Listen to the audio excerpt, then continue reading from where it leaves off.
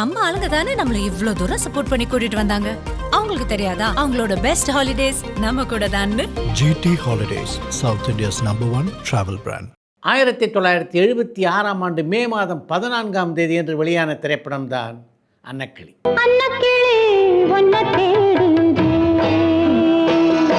மிகப்பெரிய வெற்றி படமாக அமைந்த அந்த படத்துக்கு 2 கதாநாயகர்கள். திரையில் கதாநாயகன் சிவகுமார்னா, திரைக்கு பின்னாலே கதாநாயகனாக ஜொலித்தவர் இசைஞானி இளையராஜா. அந்த திரைப்படம் தான் இசையமைப்பாளராக அவர் அறிமுகமான திரைப்படம்.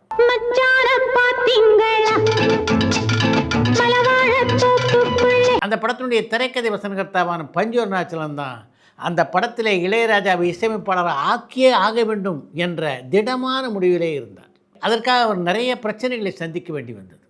அன்னக்கிளி படத்தினுடைய தயாரிப்பாளர் பஞ்சு அருணாச்சலத்தினுடைய சகோதரரான KN சுப்பு. படத்தினுடைய தயாரிப்பாளரான KN சுப்புவுக்கே அந்த படத்தில் இளையராஜாவை அறிமுகப்படுத்துவதிலே உடன்பாடு இல்லை. அப்படின்னா எப்படியெல்லாம் பிரச்சனைகள் உருவாகியிருக்கும் அப்படின்றத நீங்களே புரிந்து கொள்ளலாம். அந்த திரைப்படத்திலே கதாநாயகனாக நடித்தது மட்டும் இல்லாமல் அந்த படத்துக்கான லொக்கேஷன்களெல்லாம் பார்த்தவர் சிவகுமார். எனக்கு இன்னும் கல்யாணம் ஆகலை, அம்மாவும் அக்காவும் இருக்காங்க. இந்த அன்னக்கிளி பட அனுபவங்களை அவரை விட வேறு யார் சிறப்பாக சொல்ல முடியும்? அதனால தான் அவரை ஃபோனில் கூப்பிட்டு இந்த அன்னக்கிளி படத்தினுடைய அனுபவத்தை நீங்கள் டூரிங் டாக்கீஸ் ரசிகர்களோடு பகிர்ந்து கொள்ள வேண்டும் என்று நான் கேட்டுக்கொண்டேன். சிவகுமாரை பொறுத்த வரைக்கும் என் மீது என்றைக்குமே மாறாத அன்பு கொண்ட ஒரு நண்பர் அவர். நான் கேட்டுக்கொண்டேன் என்பதற்காக உடனடியாக அன்னக்கிளி படத்திலே தான் பணியாற்றியதை பற்றியும், அந்த படத்துக்காக என்னென்ன ஊருக்கெல்லாம் எப்படிலாம் அவர் போனார், லொக்கேஷனில் தேடி எப்படிலாம் அலைந்தார் என்பதை பற்றியும் எல்லா விவரங்களையும் இந்த நிகழ்ச்சியில் அவர் பதிவு செய்திருக்கிறார். பாருங்கள்.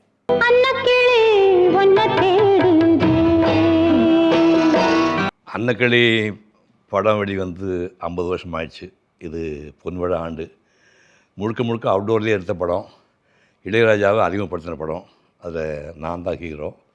அந்த அன்னக்கிளி படப்பிடிப்பு சொந்தமாக என் மனசில் உள்ள அனுபவங்களை பூரா அவங்களோட ஷேர் பண்ணிக்கலான்னு நினைக்கிறேன். 1975 செப்டம்பர் மாதம் 6ஆம் தேதி உறவு சொல்லுவன் படத்தினுடைய 50வது நாள் கோயம்புத்தூரில் ஷண்முகா தேட்டரில் நடந்துச்சு.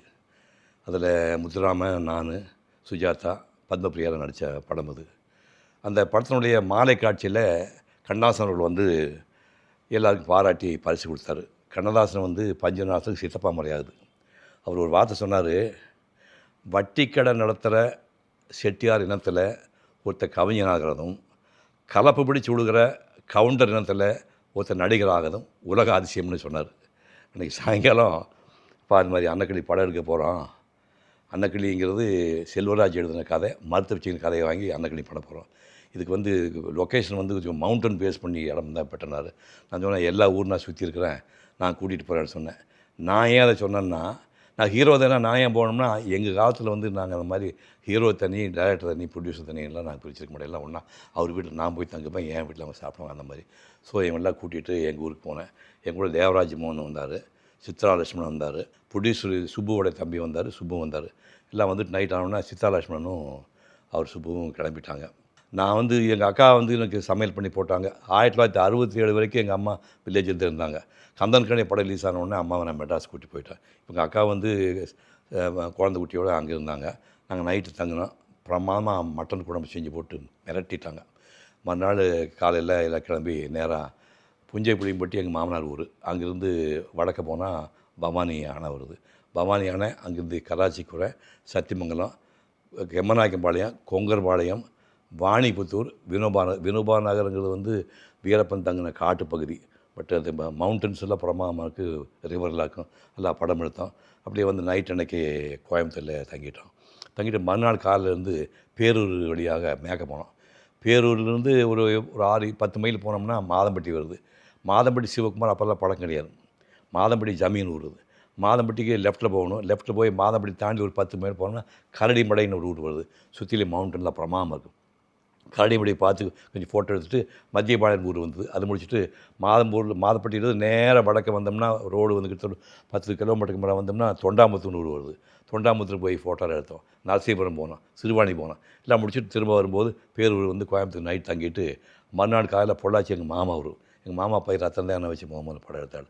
அங்கே பொள்ளாச்சிக்கு போய் பொள்ளாச்சியிலேருந்து அங்கலக்குறிச்சி தெற்கே போனோம்னா ஆழியார் டேமுக்கு முன்னாடி அங்கலக்குறிச்சி வருது. அங்கேருந்து ஒரு 6-7 கிலோமீட்டருக்குள்ளே ஆழியார் வருது. ஆழியார் டேம் பற்றி கேள்விப்பட்டிருப்பீங்க. நான் வந்து ஆழியார் டேம் கட்டுறதுக்கு முன்னாடி அந்த இடத்துல போய் மலையெல்லாம் படம் வரைஞ்சவன்.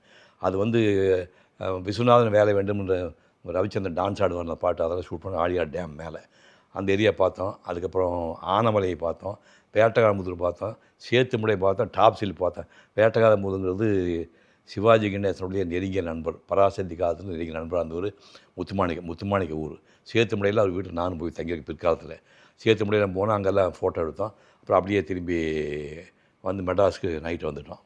ஸோ எல்லாம் பண்ண பார்த்தோம்னா, சார் ஒன்றும் லொக்கேஷன்லாம் பெருசாக வரல அப்படின்னோடனே ஆர்ட் டைரக்டர் குண்டை தூக்கி போட்டான். சார் நான் ஒரு லொக்கேஷனை பார்த்துட்டு சார், நான் அவன் பாபுன்னு பேர், எங்கடாப்பா பார்த்தேன் அப்படின்னா, தெங்கு மரகாடான்னு பேருண்ணா. என்ன தமிழ்நாட்டோட பேர் தானே ஏன் இங்கே தமிழ்நாட்டில் எங்கேயா இருக்குன்னு கேட்டேன். பவானி சார் டேமுக்குல்ல சார், அது இந்த மேற்க வந்து ஒரு 7 கிலோமீட்டர் போனீங்கன்னா அங்கேருந்து 22 கிலோமீட்டர் காட் செக்ஷனில் போகணும், மலை பாதையில் போனோம்னா அதாவது உங்களுக்கு சிங்கம்புலியை தவிர யானை, ஒட்டகச்சிவிங்கி, மானு, மயில் சகலம் இருக்குது, எதுவுமே டிஸ்டர்ப் பண்ணாது. அதை தாண்டி போனால் அங்கே தெங்கு மரகாடான்னு வந்து இருக்குது. தெங்கு மரகாடா அப்படின்னா தென்னை மரங்கள் அடர்ந்த சோலை பகுதின்னு அர்த்தம். அங்கே போனோம்னா ஒரு 200 ஏக்கராவுக்கு ஒரே ஓப்பனாக இருக்குது. அதாவது 20 பேர் முதலாளியாக இருப்பாருங்க. அந்த ஒவ்வொருத்துக்கும் 4 ஏக்கரா இருக்குது எல்லையில் பரப்பு இருக்குமில்ல, அதெல்லாம் ரிமூவ் பண்ணிட்டு 20 முதலாளி ஏகமாக ஒரே இதாக வச்சு கூட்டு விவசாயம், கோஆப்ரேட்டிவ் ஃபார்மிங்னு பேர். ஒரு டிராக்டர் வச்சா இது கிட்டத்தட்ட ஒரு மைல் தூரத்துக்கு அதே உழுதுட்டு வரும். அந்த மாதிரி விவசாயம் பண்ணுறவங்க அங்கே குடியிருக்காங்க. இந்த முதலாளி பூரா எங்கே இருக்காங்க, முதலாளி பூரா வந்து மேல் கோத்தரையில் இருக்காங்க, படுகாசுன்னு பேர், எல்லாம் நிலச்சுவாதான்கள். அவங்க விவசாயிகளாக இருக்கவங்க இந்த நிலத்தில் வேலை பார்க்குற ஆளு போல் இங்கே தங்குறாங்க. அவங்களுக்கு ஒரு 20 வீடு அங்கே குட்டியாக இருக்குது. அது நாங்கள் அங்கனம்னு சொல்லுவோம், அங்கனம்னு உங்களுக்கு புரியாது. அதை 10 அடிக்கு 10, 20 அடிக்கு 10 அடின்னு வச்சுக்கங்களேன். அந்த சைடில் ரெண்டு ஒரு 10-20 வீடு இருக்குது. 2 வீட்டில் டாய்லெட் இருக்குது, மற்ற வீட்டில் டாய்லெட் கிடையாது. இப்போ நான் பார்த்தேன், நாம் கிராமத்தில் உள்ள ஆள், டாய்லெட்டுக்கு காடுகரையில் சோளக்காட்டில் பருத்திக்காட்டில் போகிற ஆள், லேடிஸ் கஷ்டப்படுவான்னு சொல்லிட்டு சுஜாதா, எம்என் ராஜம், பட்டாபட் ஜெயசிம்மர் அங்கே இருக்க அந்த டாய்லெட்டில் ரூமில் தங்கிட்டு எஸ்வி சுப்பையா, ஸ்ரீகாந்த், செந்தாமரை, தேங்காய் சீனிவாசன், நாங்கள்லாம் வந்து வெளிப்பகுதியில் தங்கிட்டோம். தெங்கு மரகாடாவுக்கும் வெளிக்குளத்துக்கும் தொடர்பே கிடையாது. மேட்டுப்பாளையத்துலேருந்து சாயங்காலம் ஒரே ஒரு பஸ் மட்டும் வரும். அதில் பேசஞ்சருக்கு வருவாங்க போவாங்க. ஒரே ஒரு ஆள் மட்டும் சினிமா பார்த்துக்காம போட்டுருக்கு. அவனுக்கு என்ன மட்டும் தெரியுப்பா, யாருமே தெரியாது. ராத்திரி பகலாக வந்து ஆர்க் பூட் லைட்டு போட்டு நைட் 12 வரைக்கும் ஷூட் பண்ணுவான். அப்போ காலையில் நேரத்தில் எழுந்து 4 மணிக்கு வந்து ஷூட்டிங் ஆரம்பிக்குவேன். அது மாதிரி என்ன பேய்த்தனமாக எனக்கு வேலை செய்கிறாங்க இப்படிலாம் பண்ணி 70% ஷூட்டிங்கை 20 நாளில் முடிச்சிட்டோம். அதில் இந்த படத்தை காப்பாற்றுனது, படத்தினுடைய குவாலிட்டி, நடிப்பு எல்லாம் ஒரு 50% தான். இளையராஜா பாடல்கள் வந்து 50%.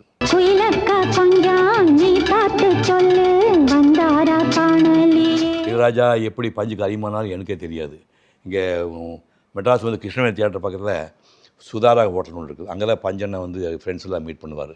இந்த ரைட்டர் செல்வராஜும் அங்கே தான் மீட் பண்ணுவார். ஒரு நாள் ஒரு பையனை கூட்டி வந்து, சார் இந்த பையன் மியூசிக் நல்லா போடுவான் அப்படின்னு சொல்லியிருக்காரு. தம்பி ஏதாவது போட்டு காட்டானோடனே பஞ்சனை உட்காந்து கதவை தாளம் போட்டு இந்த பையன் பாட்டு பாடியிருக்கான். பிரமா மார்க்பான்னு சொல்லி ஏவிஎம் ஸ்டுடியோவில் ரெக்கார்டிங் வச்சுட்டாங்க. அதாவது ஷூட்டிங்கே ஆரம்பிக்கல, அது ஒரு ரெக்கார்டிங் வச்சு எல்லா பாட்டும் ரெக்கார்டு பண்ணிட்டாங்க. அதுக்கு முன்னாடி இளையராஜா அதுக்கு முன்னாடி நான் பார்த்ததும் கிடையாது, படம் எடுக்கும்போது நான் பார்த்தது கிடையாது. இப்போ அந்த சாங் வந்து மச்சானா பார்த்தீங்களா மரவா தோப்புக்குள்ளே, அன்னக்கிளி உணர்த்திடுது, சொந்தமில்லை பந்தமில்லை வாழ்தொரு பறவை, சுத்தச்சம்பா பச்சை குத்தத்தா வேணும், இந்த பாட்டுன்னா சூப்பர் ஹிட்டு பாட்டு. இந்த 20 நாள் ஷூட்டிங்கில் மறக்க முடியாத ஒரு சம்பவம் நடந்துச்சு. ஒரு ஆள் எங்கேயோ இருந்தவன் ஜமீன்தாரமாக வந்தான். அவன் கூட ஒரு நெட்டையார் பையன் கூட வந்தான். நேராக வந்தாங்க. அது மாதிரி, சார் நான் இந்த மாதிரி மாதம்பட்டி சொந்த ஊர், நான் ஜமீன்தார், இங்கே ஷூட்டிங் நடந்து கேள்விப்பட்டேன், உங்களுக்கு ஹெல்ப்ஃபுல்லாக இருக்கட்டுமான்னு ஒரு ஜீப்பு கொண்டாந்து ஒரு நாள் விட்டுட்டு போயிட்டானுங்க. அப்புறம் ஒரு 10 நாள் கழிச்சு திடீர்னு ஒரு நாள் இந்த போலீஸ் விழுந்தோடனே நாங்கள் ஒரு தப்பு பண்ணலையே, போலீஸ் வராங்கன்னு பயந்துருந்தால் 3 ஜீப்பில் ஒரு 10 அண்டாவில் 100 பேர் சாப்பிட்ற மாதிரி மட்டன் பிரியாணி 3 அண்டாவிலையும், சிக்கன் குழம்பு வந்து ஒரு அண்டாவிலையும், முட்டை வறுவல்லாம் பண்ணி 150 பேர் சாப்பிட்ற மாதிரி கொண்டாந்து அசட்டி போட்டான். நான் ஏற்கனவே காஞ்சி போயிருக்கிறான், அவன் 3 வாட்டி போட்டு சாப்பிட்டானுங்க. அந்த மாதிரி பண்ணதில் மாதம்பட்டி சிவகுமார், அவரு கூட அந்த நெட்டையை வந்தானே அந்த பையன் தான் சத்யராஜ். அந்த பையனை வச்சு தான் அப்புறம் அவர் பின்னாடி படம் எடுத்தார். அவர் பையனும் படம் நடிக்க ஆரம்பித்தான். எனக்கு ரொம்ப நெருக்கமானது தான். சத்யன் அந்த பையன் பேர் போய் சத்யன் சூர்யாவும் 1 மாதம் டிஃபரன்ஸில் பிறந்தவங்க.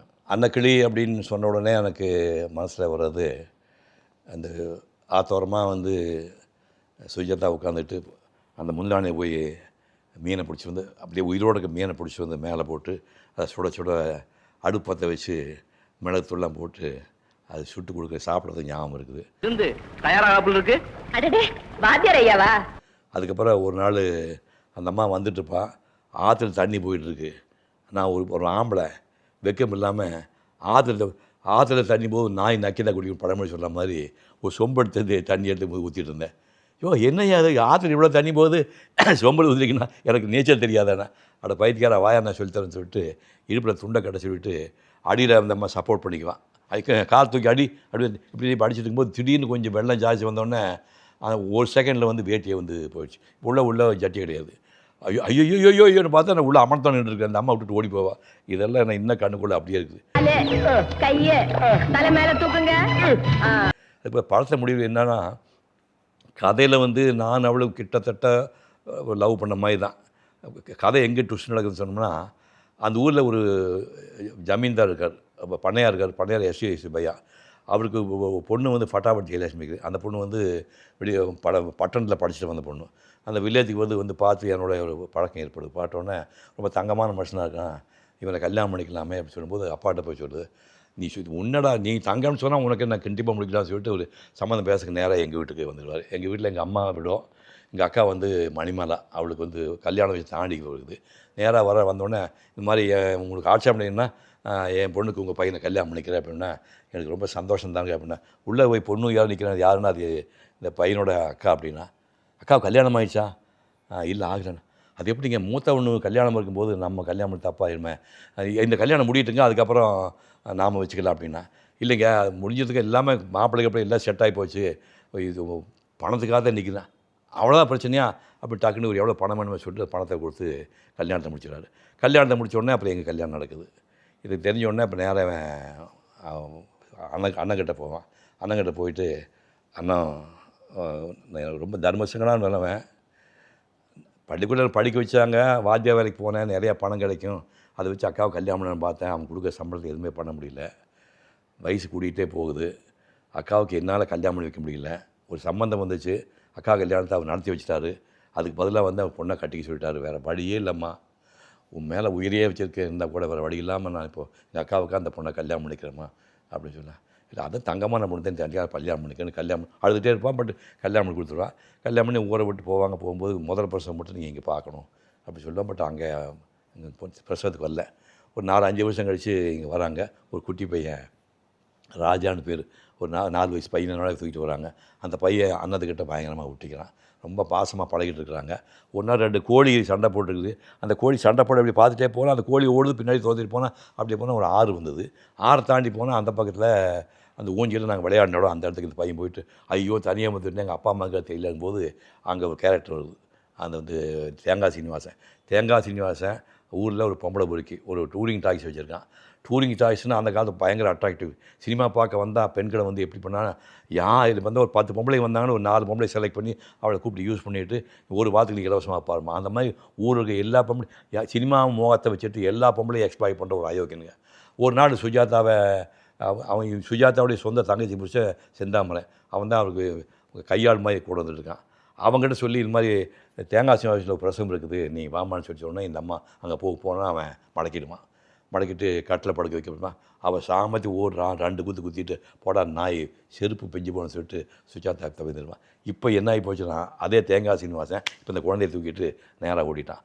ஓடி போய் செந்தாமரை சொல்லிவிட்டு சொல்லு நீ சுஜாதா சொல்லு, தியேட்டரில் இருக்குன்னு தகவல் கொடுத்துரு அப்படிமா. தகவல் கொடுத்தோன்னா உழுந்தடிச்சு சுஜாதா போவான், நானும் ஃபட்டாபட்டு குழந்தைய தேடி போவேன். அங்கே மாதிரி ரியலாகவே ரேப் பண்ணுறதுக்குன்னு புடவை அவுக்கலை பாக்கி அந்த அளவுக்கு தகராறு பண்ணி தேங்காய் சீனிவாசன் சுஜாதா சண்டை போட்டிருப்பாங்க. அது உச்சக்கட்டம் வரும்போது கையில் ஒரு எரிஞ்சிருக்க லாந்தர் வச்சு அந்த லாந்தர் தூக்கி ஓங்கி ஒரு அடிப்பான். அந்த அடித்து தலையில் பட்ட லாந்தர் போய் பக்கத்தில் பட்ட உடனே அது தியேட்டரு கூரையில் கட்டின தியேட்டர் டென்ட்டில் பட்ட உடனே திவுன்னு பிடிச்சிது. செந்தாமக்கு வாயை போட்டு அமைக்க வச்சிருந்தா அந்த குழந்தைய விட்ட உடனே அந்த குழந்தை வந்து தப்பிச்சா போதும் ஓடி போய் தியேட்டருக்குள்ளே போயிடுச்சு. இப்போ தியேட்டர் பற்றி எரியுது. ஊருக்குள்ள கிட்டத்தட்ட 50, 60, 100 பேருக்கு மேலே உள்ள வந்து நெருப்புன்னு தப்பிக்கலாம். இந்த பக்கம் ஓடுறாங்க. குழந்தை நடுவில் மாட்டிட்டு அப்பான்னு காத்துது. இன்னும் சுஜாதா தேடி பிடிச்சி போய் அந்த குழந்தைய எடுத்துகிட்டு கை பிடிச்சிருப்பா, கீழே தள்ளிட்டாங்க. சுஜாதா மேலேயே மிதிச்சிட்டு போவாங்க. கிட்டத்தட்ட 100 பேர் மேலே மிதிச்சிட்டே போவாங்க. குழந்தைய மட்டும் அடியில் போட்டு காப்பாற்றுவா. வெளியே வரக்குள்ளே மேலே தீயில் காயமெல்லாம் இருக்கும். அதோட வெளியே வருவா. வெளியே வந்து பார்த்தோம்னா இப்போ நான் இருப்பேன், ஃபட்டா விட்டுருப்பா, வந்தோடனே நான் இனிமேல் பிழைக்க மாட்டேன், எனக்கு ஒரே சந்தோஷம், உங்களுடைய கனவு குழந்தை அந்த குழந்தை அவனை காப்பாற்றிட்டேன், நீ என்னோட காதல் நீ தான், ஒரிஜினல் காதல் நீ தான், உனக்கு நல்ல பொண்டாட்டி இந்த குழந்தை, நீ நல்லா இருங்க, உங்கள் மடியில் உயிர் விடுற சொல்லி மடியில் வச்சு விடுவாங்க. என்னோட மடியில் வந்து சுஜாதா உயிர் விடுவா. இதுதான் படம். இது வந்து இன்னைக்கு நினச்சி பார்த்தாலும் ஒரு பிளாக் அண்ட் ஒயிட்டில் ஒரு படம் எடுத்து 200 நாள் ஓடி பட்டி தொட்டியெல்லாம் இளையராஜா பாட்டு கேட்டு கொண்டாடப்பட்ட படம்னா அது அன்னக்கிளி தான் சொல்ல முடியும். முதல்ல 3 நாள் வந்து சரியாக போகல. அந்த 3 நாள் ராஜமா தேட்டர் நான் தேவராஜ் போய் நின்றுப்போம். போனோம்னா சைலண்ட்டாக படம் போயிட்டு இருந்தது.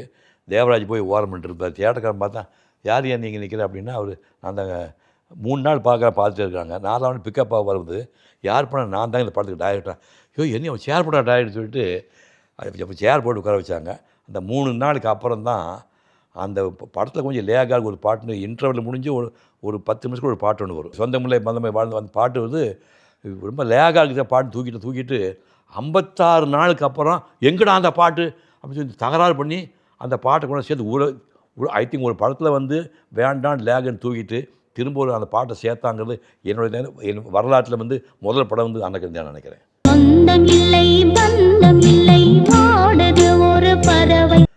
தேவராஜ் மோகன் பி மாதனுடைய அசிஸ்டன்ஸ் 2 பேருமே, புரியுதா. பொண்ணுக்கு தங்க மனசுன்ற படம் வந்து முதல்ல பண்ணோம். நான் வந்து கதாநாயகனாக நடித்ததுக்கப்புறம் தான் கல்யாணம் பண்ணுவேன்னு சொல்லிட்டு அது வரைக்கும் கல்யாணம் பண்ண மாட்டேன், பொண்ணே பார்க்க மாட்டேன்னு சொல்லிட்டு இருந்தேன். அந்த படம் தான் நான் கல்யாணம் பண்ணுறதுக்கு காரணமான ஒரு படம். அந்த படம் முடிஞ்சது. அதுக்கப்புறம் கண்மணி ராஜான்னு ஒரு படம் அதுக்கப்புறம் பண்ணாங்க. கண்மணி ராஜா படம் முடிஞ்சது. என்னோட 100ஆவது படத்தையும் அவங்க தான் பண்ணாங்க. பூந்தடின்னு ஒரு படம் அவங்க தான் பண்ணாங்க. இசைப்பாடும் தென்றல் ஒரு படம் அவங்க தான் பண்ணாங்க. கிட்டத்தட்ட 12 படங்கள் வந்து தேவராஜ் மோகன் பண்ணியிருக்காங்க. மோகன் வந்து ட்ராமாவிலேருந்து வந்தாள். அதனால் வந்து டயலாக் சொல்லி கொடுப்பார், டிஸ்கஷன் பண்ணி போவார், தவிர ஷூட்டிங் வர மாட்டார். க்ரியேட் பண்ணுறப்பெல்லாம் கிட்ட பாலச்சந்தர் டைப்பில் சீன் ஷார்ட்லாம் வைக்கல. தேவராஜ் ரொம்ப பெரிய ஆள். அவங்க அப்பாவே திரும்ப ஒரு படம் எடுத்தார். அது உறவாடும் நெஞ்சு படம் வந்து அவங்க ஷூட் பண்ணாங்க. அது ஒரு நாள் உன்னோடு ஒரு நாள்னு ஒரு பாட்டு ஒன்று வரும். அப்போ அதை தேவராஜ் படங்களுக்கு இளையராஜா போட்ட மியூசிக் கற்பனையே பண்ண முடியாது. இந்த பாட்டு சிட்டுக்குருவி படம் அவங்க பண்ணாங்க. என் கண்மணி உன் காதலின்னு உலக புகழ் பெற்ற பாட்டு அது அந்த அடடாட மாமரக்கடியன்னு ஒரு பாட்டெல்லாம் வரும், அதில் பண்ணாங்க. வா பொன்மையில்ங்கிறது பூந்தொழில் படத்த பாட்டு இன்றைக்கும் அதை கேட்காம. அது மாதிரி மிகச்சிறந்த இளையராஜா பாட்டெல்லாம் வர்றதுக்கு காரணமானவங்க தேவராஜ் மோகன். அவங்க பையன் அவன் பொண்ணு கல்யாணத்துக்கு நான் தான் ஹெல்ப் பண்ணேன். ஒரு கட்டத்தில் வந்து நீ சொன்ன மாதிரி அவங்க எங்கே இருக்கிறாங்க எப்படி மிகப்பெரிய ஜீனியஸு. இந்த பாரதி ராஜா மாதிரி பாலச்சந்திரன் மாதிரி பேசப்பட வேண்டிய ஆளுங்க. ஒரு 10-13 படம் பண்ணுங்க, எல்லாமே மிகச்சிறந்த படங்கள். பட் அவங்க இப்போ சோழ தெரியாமல் 2 பேரும் இறந்து போயிட்டாங்க. திருப்பூரில் ஒரு தியேட்டரில் வந்து 70 நாள் ஓடுது. இது ரயில்வே ட்ராக்கு, இந்த பக்கம் தியேட்டரில் 70 நாள் ஓடுது. ஷிஃப்ட் பண்ணி மறுநாள் ரயில்வே ட்ராக் அந்த பக்கம் போட 150 நாள் ஓடுது. பாண்டிபுரியிலேருந்து இந்த பாண்டிபுரம் அந்த கடைசியில் ஒரு தியேட்டரு 70 நாள் ஓடுது. கட் பண்ண இந்த பக்கத்தில் ஓடினா 300 நாள் இப்படி தாறுமாறாக படம் ஓடிச்சுது. அந்த மாதிரி எனக்கு தெரிஞ்சு பாரதிராஜா படம் பண்ணார். பாரதிராஜா வந்ததுக்கப்புறம் 16 வயதில் அது படம் பண்ணார். பட் அது வந்து பாரதிராஜா வந்து என்ன பண்ணிட்டாருன்னா, அது ஒரு கிராமிய கதையில் இது இலக்கியமாக பண்ணிட்டாங்க அன்னக்கிளி. பட் பாரதிராஜா படம் வந்து டவுன் டு எர்த்து வந்து அந்த சப்பானி கேரக்டர், கமலஹாசன் கோவம் கட்டிட்டு போகிற விஷயம், மயில் கேரக்டரு, பரட்டை, அதாவது இப்போ கமல்ஹாசனுக்கு லைஃப்பில் பிரேக் கொடுத்த படம் அந்த படம் தான். ரஜினியை பாராட்டின்னு சொல்லி எனக்கு உலக பொருள் சூப்பர் ஸ்டாராக ஹெல்ப் பண்ண அந்த படம் தான். அதே மாதிரி ஸ்ரீதேவிக்கு என்னம்மா இது கேரக்டர். அந்த 16 வயதில் வந்து பாரதிராஜாங்கிற மனிதன் வந்து உலகத்துக்கு காட்டின முதல் படம் இல்லையா, அப்படி ஒரு படம் அது. அது அன்னக்கிளி எப்படி பார்த்தாலும் 16 முன்னாடி சூப்பர் டூப் கிட்டால் வந்து அன்னக்கிளி படம் தான்.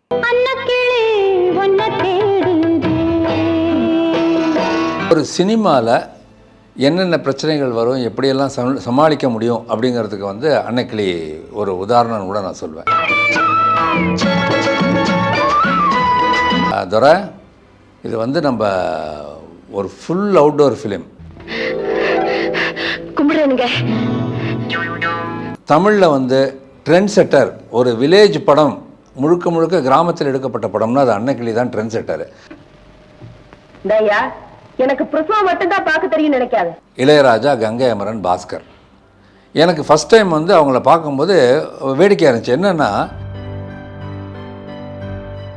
பரபரப்பான சினிமா செய்திகள், நட்சத்திரங்களின் பேட்டிகள், சினிமா வரலாறு ஆகியவற்றை பார்க்கவும் படிக்கவும் உங்களுக்கான இணையதளம் touringtalkies.co.